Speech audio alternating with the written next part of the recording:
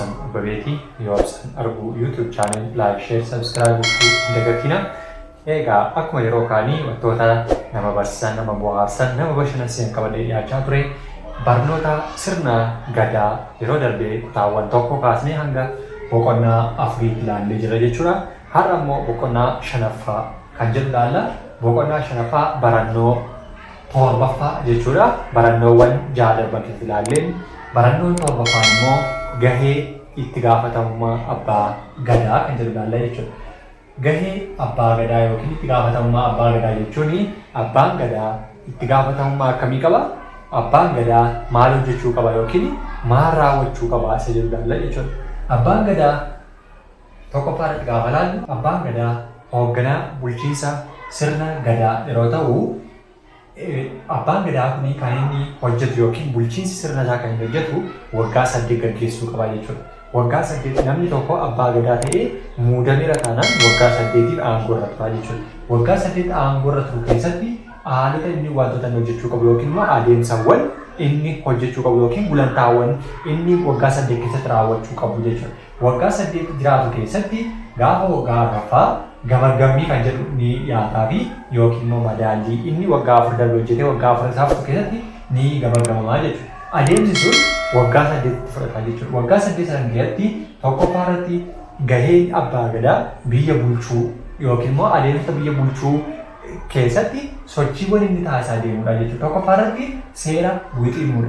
Seera wixinuu gaafa jennu tokko seera haaraa baasuu, inni lammaffaan seera duraan ture fooyyessuu fi hojiirra oolchuudha. Inni kan biraan seera hojiirra oole labsame kana to'achuu yookiin hojiirra oolmaa isaa kana hordoffii kan taasisu abbaa gadaadha jechuudha. Inni kan biraan labsuu fi hojiirra oolchuu yookiin hojiirra oolmaa isaa kana kan hordofaa deemu yookiin kan inni madaalaa deemu gahee abbaa gadaati jechuudha. Inni kan biraan gumii waggaa 8 gumii waggaa 8 yeroo gaggeeffamu gumii waggaa 8 bakka lamatti kan inni gaggeeffamu tokko Booranaa fi Gujii keessatti bakka lama qabatanii yeroo darbe kan ilaalle keessatti jechuudha.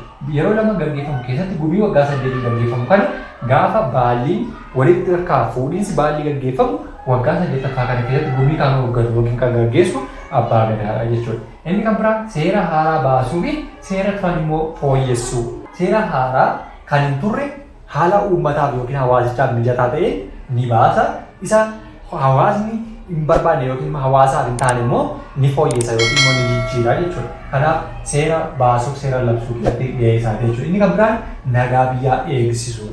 Nagaa biyyaa eegsuun abbaa gadaa kan nuti jedhu jalqabayyuu hoogganaadha yookiin bulchiinsa hawaasa hoogganu yookiin hawaasa gaggeessu waan ta'eef biyyi akka isheen nagaadhaan jiraattu kan eegu abbaa gadaadha jechuudha. Biyyi nagaadhaan akka isheen jiraattu immoo maal godhaa?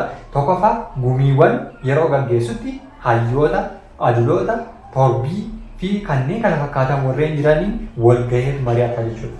Dhimma nageenya hawaasummaa irratti. Akkasuma haati warraasaa illee gahee qabdi jechuudha achi keessatti. Haati warraasaa haadha hambaa jedhamtee beekamti.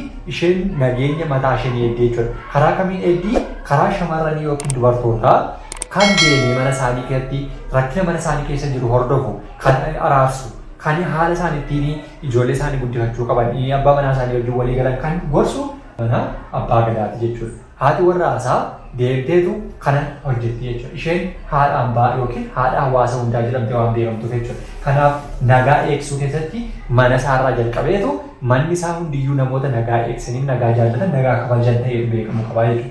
Inni kan biraan qabeenya uumamaa fi qabeenya namtolchee eeguudha. Qabeenya uumamaa kanneen nuti jennu kanneen akka bosonaa uumamaan jiranii, lageen, burqaawwan warri kun uumamaadha jechuudha. Warra namni tolchuu hin dandeenye uumamaa irratti wantoota adda hojjetan ala jechuudha.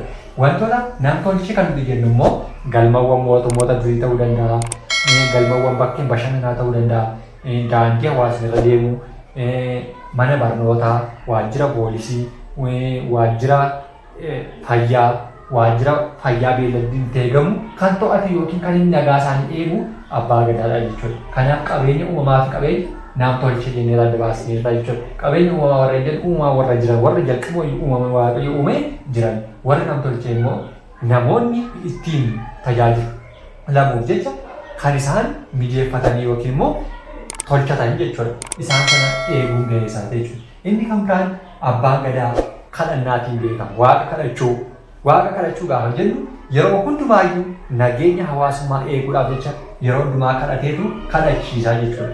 Nagaa roobaaf ni kadhata, hormaataaf ni kadhata, looniif ni kadhata, biqilootaaf ni kadhata, wantoota lafa kanarra jiran hundaaf illee ni kadhataa jechuudha. Kanaaf gahee isaanii tokkoffaan waaqa kadhachuu fi hawaasni illee waaqa isaa akka kadhatee galateeffannaa isaa dhiyeeffatu illee ni taasisaa jechuudha. Inni kan biraa nagaa hormaataa fi rooba ni kadhataa jira. Nagaa hormaata kan nuti jennu bara abbaa gadaa waggaa 8 kana keessatti yeroo waggaa 8 bulchuu keessatti hormaanni namoonni akka isaan wal horaniif nagaa ni kadhataa jechuudha. Akka wal hormaanneen addaan hin cinneef ni kadhataa jechuudha. Akkasuma roobaaf ni kadhata. Yeroo ji'oonni waqtiileen roobaa gahan dursee kan kadhatu sana jechuudha. Rooba nagaa nuu roobsisi, biqiloota nagaa nuu biqilchi, lageen kee nagaa nuuf taasisi, rooba kee immoo qaqawweessa kee nagaa nuuf taasisi, duumessa kee nagaa nuuf taasisi jedheetu kan kadhatu abbaa gadaadha jechuudha. Kanaaf nagaa fi nagaa hormaataaf rooba ni kadhataa jira. Inni kan biraan yaa'a olaanoo isaa waliin ta'uun maal hojjetaa? Nageenya hawaasaa tiksuu fi araarsuu. Yaa'awwan kan nuti jennu yaa'a kan jennu sochii jechuudha. Sochiiwwan bakkaa bakkatti deemanii sirna kana gaggeessan yookiin hoogganan keessatti dameewwan hunda keessaa yookiin immoo sanyii hunda isaanii namootaa keessaa namoonni tokko tokko ni filamu jechuudha. Abbaa gadaa ta'an jirurraa abbaa gadaa, abbaa bokkuu, makkala, jaalkettuu, jaaldhaabaa fi jaarsa kanneen nuti jennu sun ni filamu jechuudha. Warreen sun yaa'a gadaa jennaani. Yaa'a gadaa warra ta'anii waliin maal ta'a?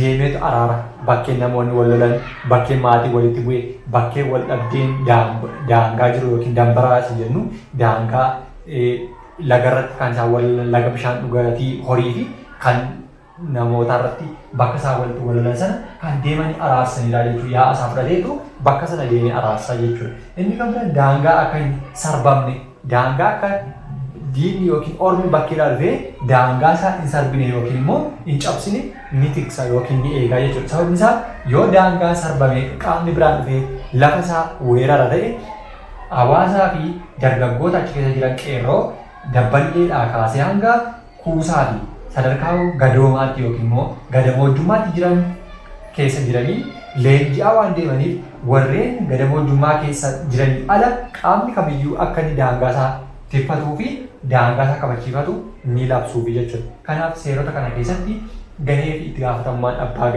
abbaan gadaa bulchiinsa hawaasa tokko gaggeessu kan innis immoo yeroo tokko filameenyaan waggaa 8 nama bulchu, waggaa 4ffaa keessatti immoo gamagamni yookiin madaallii kan gaggeeffamuu fi akkasuma nagaa labsuu, seera tumuu, seera wixinuu isa duraan ture fooyyessuu fi isa ture immoo hawaasa beeksisuu, isa labsame kana immoo hawaasni akka hojiirra oolchu to'achuu fi hordofuu fi nagaa biyyaa eeguu, waaqa kadhachuu, hormaataa fi roobaa fi akkasuma kallattiidhaan kallattiidhaan yaa'awwan isaa wajjin bakkaa bakkatti deemee yeroo jiloonni gaggeeffaman jiloota adda addaa irratti jila baasii dabballee ta'uu danda'a, jila jillisuu dabballee jillisuu ta'uu danda'a, jila kuusaa gaammee xixiqqaa gaammee gurguddaa keessatti ta'uu danda'u sana hundumaayyuu yaa'a isaa qabateetu deemeetu kan inni hojjetu jechuudha. Araara buusuu, nagaa kadhachuu, nagaa barbaaduu, nagaa hawwuun gahee abbaa gadaati jechuudha.